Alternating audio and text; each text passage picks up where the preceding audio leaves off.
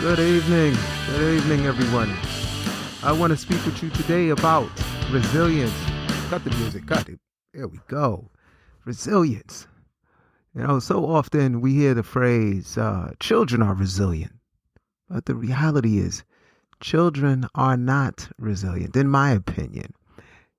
Resilience is something that is taught.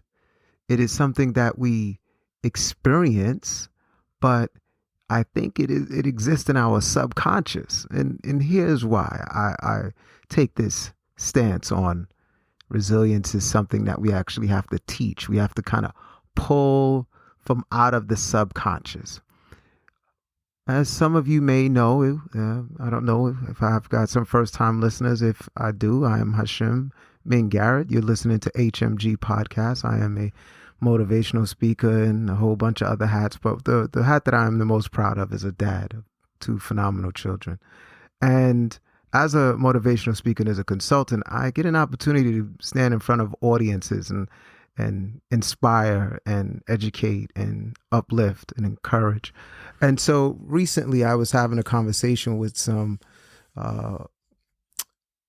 people and was asking them, what do you do when you're going through some difficult times? What are the things that you have done that have pulled you through? And so this group of young adults that I was speaking with, they said, nothing. And I said, no, it's got to be something. And so we began to have conversations, and then slowly but surely the answers started to trickle out, and you could see the little light bulbs going off. They're like, oh, wow, yeah, that is what I do. Just never really thought about it.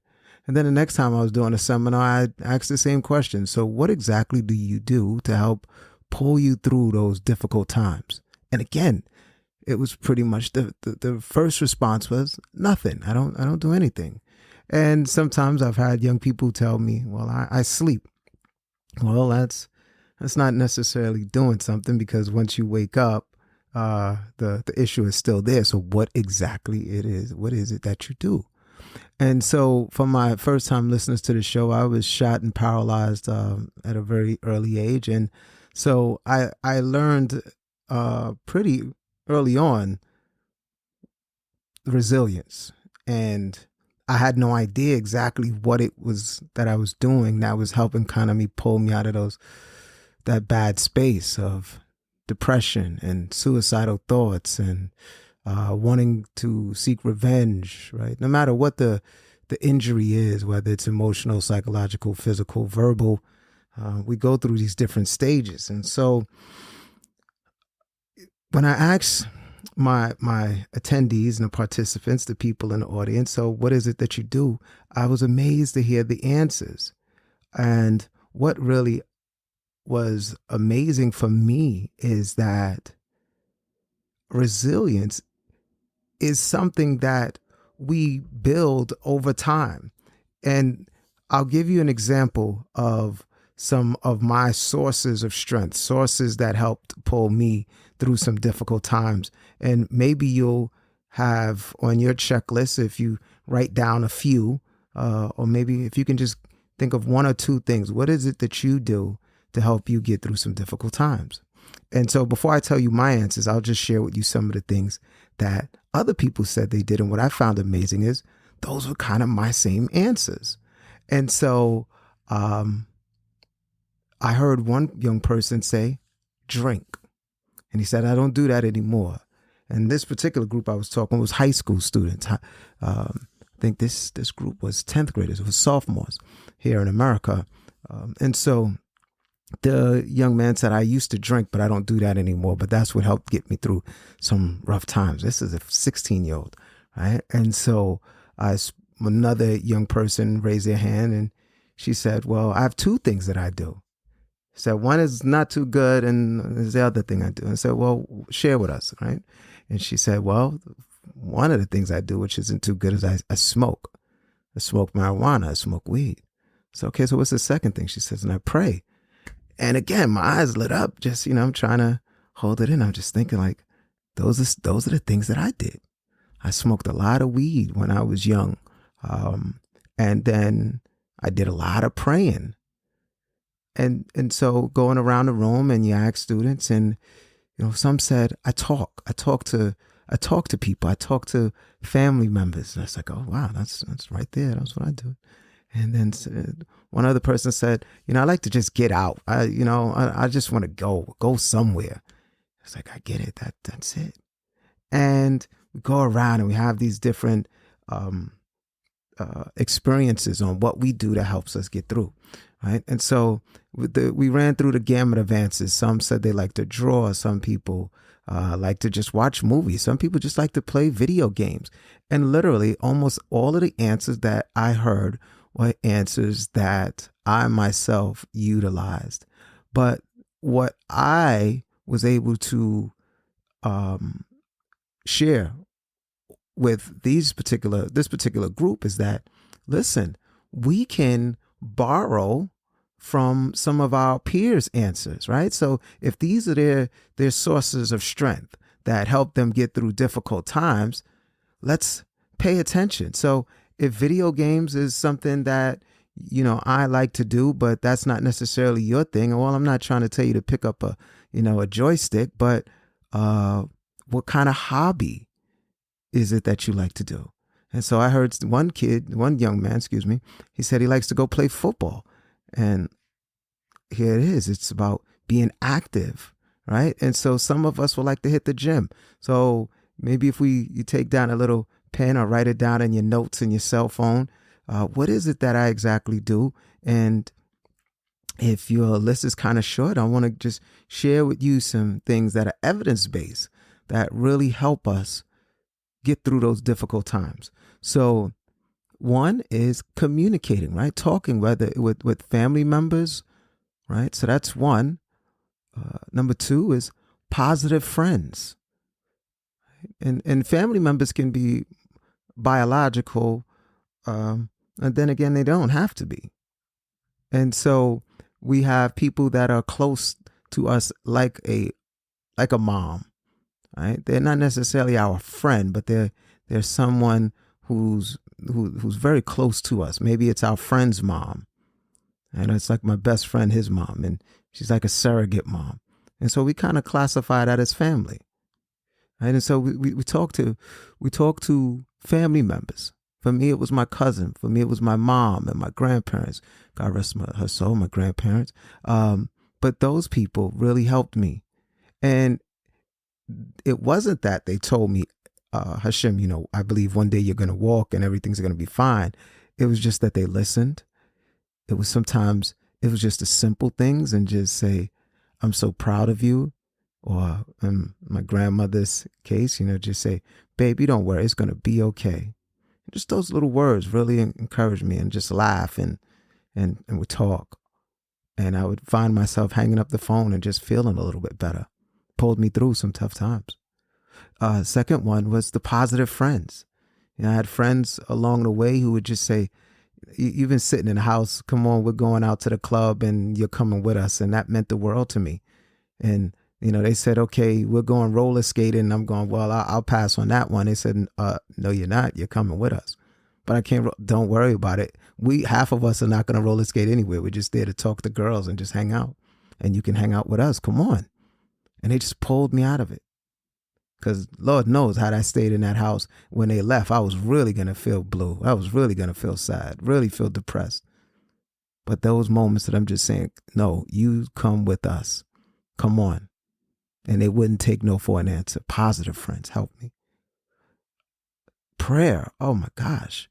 Just praying and believing. It's gotta, the creator of this perfect universe, right? The earth it's just perfectly positioned next to the sun. Not too far, not too close. There's this perfect harmony. There's something that has created all of this. And just praying and just saying, help me. And not a long prayer. Not, just short. Help me. I'm lost. I'm confused. One or two words, not a lot of babbling.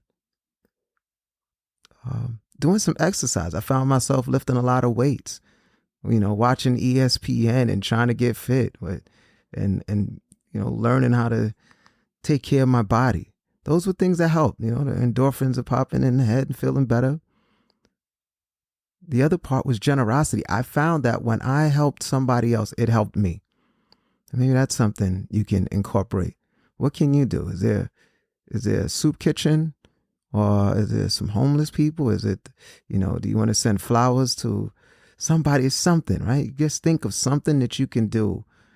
Donate your time, something. Hold a door open, right? Just do something kind. Say a kind word. The person behind you, sometimes when I'd been told, this was way before everybody had Easy Pass. Sometimes when I was driving and the person behind me, just say, you know what, the toll is already set at $1.50 or $2. Hey, I'm paying for the person behind me. Just something. Do something to do something nice for somebody else and not expecting anything in return. And you can't forget, taking care of yourself. And that also means going to the doctor, getting checked out. 2 more. Mentors.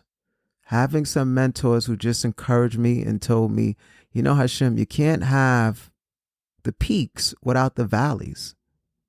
You have to go through these difficult times. Tom Brady recently retired, the NFL football player. I don't know who's listening, what part of the world you're in. Right? So here in America, we have football, and Tom Brady retired. And they say he's the greatest football player, maybe athlete of all time, arguably. And he won 7 Super Bowl championships. But do you know he played in the league for over 20 years?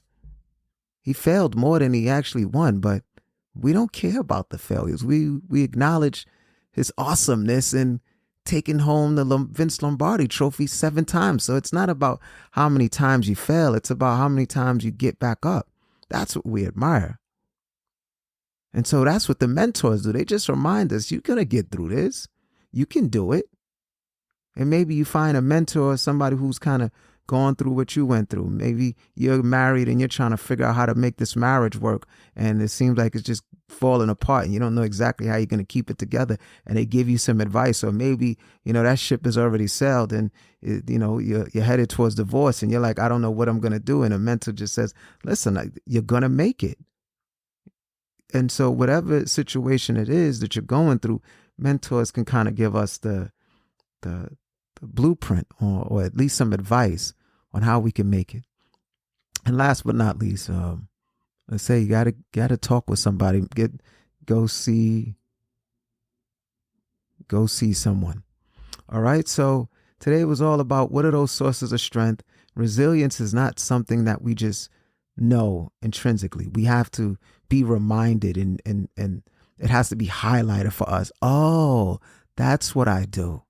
And why is it important? Because part of living is suffering. Part of living. We don't always have sunny days. We have cloudy days. And so when we experience those cloudy days, because that has to happen, we have to know that it will get sunny again. Emotionally, psychologically, financially, you lose it all. You'll get it back. You can. If you got it once, you can get it back again. And so today is really just about saying you can do it. You will do it. You have people around you. You have these sources of strength, these things that have assisted you. And when you go through things, just remember this too shall pass. Okay? What do they say? Tough times don't last, but tough people do. We can do it. You are not alone. There are people who truly, truly care about you. There are people who love you. And you are important. You are special. There is only one of you in this world. Whatever is rare or unique has enormous value. And you are rare and unique. So you are special. Whatever you are going through, just remember you can get through this.